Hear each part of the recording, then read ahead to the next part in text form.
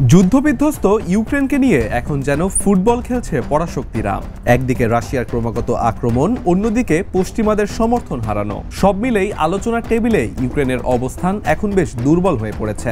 মার্কিন president Donald Trump দাবি করেছেন, ইউক্রেনকে দেওয়া মার্কিন সহায়তার বিনিময়ে তিনি চান $500 বিলিয়ন খনিজ সম্পদ। কিন্তু কেন?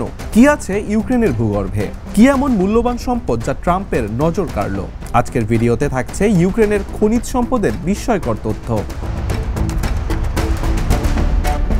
ইউক্রেন ইউরোপের অন্যতম বৃহত্তম দেশই নয়, এটি খনিজ সম্পদের এক বিশাল ভাণ্ডার। দেশটিতে প্রায় 20,000 খনিজ ক্ষেত্র রয়েছে। ইউক্রেন বিশ্বের শীর্ষ টাইটানিয়াম উৎপাদনকারী দেশগুলোর একটি। এছাড়া মাটির গভীরে রয়েছে লিথিয়াম, ইউরেনিয়াম, আয়রন ও কয়লার বিশাল মজুদ। বিশেষ করে লিথিয়াম এবং টাইটানিয়াম ভবিষ্যৎ প্রযুক্তির জন্য অত্যন্ত গুরুত্বপূর্ণ। আর এসব খনিজ রয়েছে মূলত পূর্ব ও দক্ষিণাঞ্চলে। সেসব এলাকায় এখন রাশিয়ার দখলদারি চলছে। ট্রাম্প সবসময় একজন ব্যবসায়ী। রাজনীতির চেয়ে তার কাছে ব্যবসায়িক চুক্তি অবশ্যই বেশি গুরুত্বপূর্ণ। সম্প্রতি তিনি বলেছেন, আমেরিকা যদি ইউক্রেনকে বিলিয়ন বিলিয়ন ডলার সহায়তা দেয়, তাহলে কিছু ফেরত পাওয়ার অধিকারও যুক্তরাষ্ট্রের রয়েছে। তিনি সরাসরি উল্লেখ করেছেন ইউক্রেনের খনিজ সম্পদের কথা, বিশেষ করে লিথিয়াম ও টাইটানিয়াম।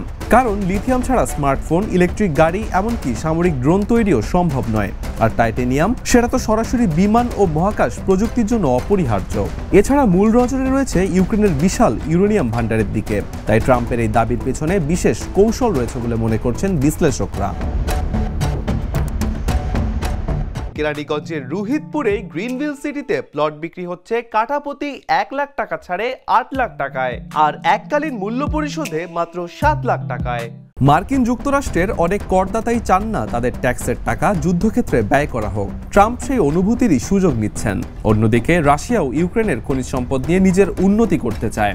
রাশিয়া যদি পূর্ব ইউক্রেন পুরোপুরি দখল করে, তাহলে তারা বিশাল খনিজ সম্পদের মালিক হয়ে যাবে। এটাই ইউক্রেন যুদ্ধের আরেকটি বড় কারণ। কেবল রাজনৈতিক দ্বন্দ্ব নয়, বরং খনিজ সম্পদের লড়াই চলছে ইউক্রেনের যুদ্ধের প্রান্তরে। এদিকে ইউক্রেনের শাসক ভ্লাদিমির জেলেনস্কি জানিয়েছেন, যুক্তরাষ্ট্রকে খনিজ দিতে তিনি রাজি, তবে বিনিময়ে নিরাপত্তার নিশ্চয়তা দিতে হবে ট্রাম্পকে।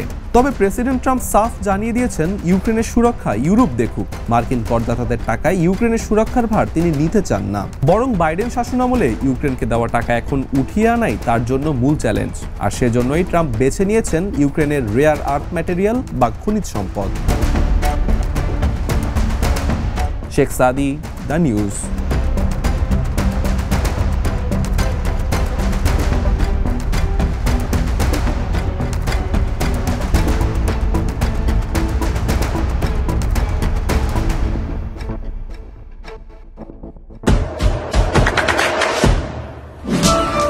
দেশে দেশে সবার সাথে দ্য নিউজ।